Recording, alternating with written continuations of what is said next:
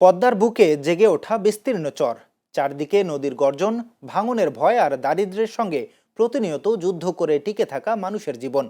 সেই সংগ্রামের মাঝেই মানিকগঞ্জের হরিরামপুর উপজেলার দুর্গম আজিমনগর ইউনিয়ন এখন নতুন এক আতঙ্ক। উপজেলা বিএনপির সাবেক সভাপতি হান্নান মৃধা, শামসুদ্দিন ও শাহিন মোল্লার ভয়ঙ্কর বাহিনীর জমি দখল আর চাঁদাবাজি, যাদের নির্যাতনে অতিষ্ঠ এই জনপদের মানুষ। মানিকগঞ্জ প্রতিনিধি সজল আমিনকে সাথে নিয়ে ফয়সাল মাহমুদের ধারাবাহিক অনুসন্ধানী প্রতিবেদনের আজ দেখুন দ্বিতীয় পর্ব।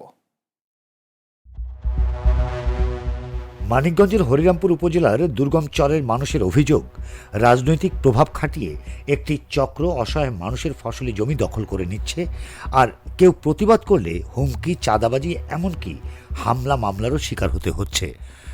প্রতিদিন অসংখ্য মানুষের ঘরবাড়ি ভেঙে চুরে রাস্তাঘাট এবং ফসলি জমি দখল করে নিচ্ছে এই হান্নান মৃধা, শামসুদ্দিন আর শাহিন মোল্লা গং। প্রভাবশালী এই চক্রের টার্গেটে পড়ে বহু পরিবার আজ নিঃস্ব হয়ে পড়েছে। স্থানীয়ভাবে প্রতিকার না পেয়ে ভুক্তভোগীরা এবার স্বরাষ্ট্রমন্ত্রী বরাবর করেছেন লিখিত অভিযোগ। অভিযোগে উল্লেখ করা হয়েছে, হরিরামপুর উপজেলা বিএনপির সাবেক সভাপতি হান্নান মৃধা ও আজিমনগর ইউনিয়ন পরিষদের সাবেক ইউপি সদস্য শামসুদ্দিন ও যুবদল নেতা শাহিন মোল্লা রাজনৈতিক প্রভাব খাটিয়ে চরাঞ্চল সহ বিভিন্ন ইউনিয়নের মানুষের উপর নির্যাতন আর সর্বস্ব কেড়ে নিচ্ছেন। নির্যাতনের এক জ্বলন্ত নিদর্শন আপনাদেরকে দেখাতে চাই। যেদিন হান্নান মৃধার লোকজন এই বাজারে আক্রমণ করে এবং বাড়িতে আক্রমণ করে, সেদিন মতিয়ারের একমাত্র জীবিকার যে বাহন, সেই নৌকোটিকে ভেঙে দেয়। আমি ক্ষেত খোলা করি, কৃষিকাজ করি, কলার বাগান।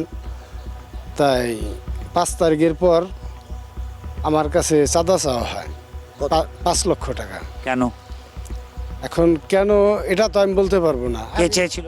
এটা চেয়েছিল হলো মোহাম্মদ আলী, জাহাঙ্গীর শিকদার, রাজ্জাক শিকদার, আওয়াল শিকদার, সুজন শিকদার, এতে এদের সাথে আরও অনেক লোক ছিল। তারপর কি হলো?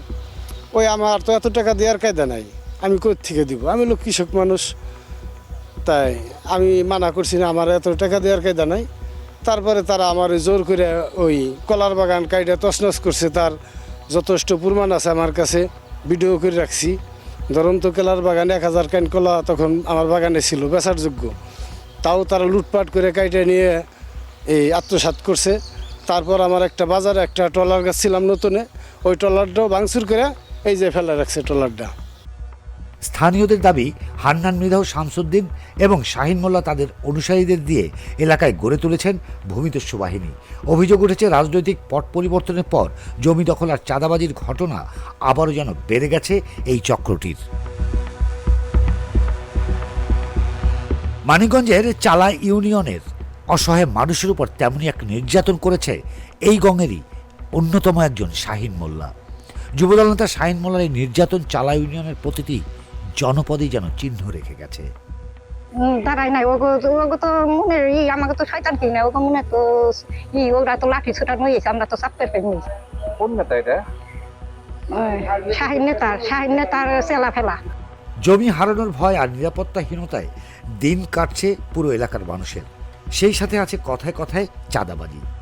প্রশাসন ছিল, তারা রেগে গেছে। আমি তো ওখানে আসছিলাম, দৌড় হয়ে ভিতরে এসে ঘরে গেছি। সরকারের আশু হস্তক্ষেপে এসব সন্ত্রাসী বাহিনী নির্মূল করে চরাঞ্চলে শান্তি ফিরিয়ে আনতে কার্যকর এবং দৃশ্যমান পদক্ষেপ নেওয়ার দাবি এখন এলাকাবাসীর।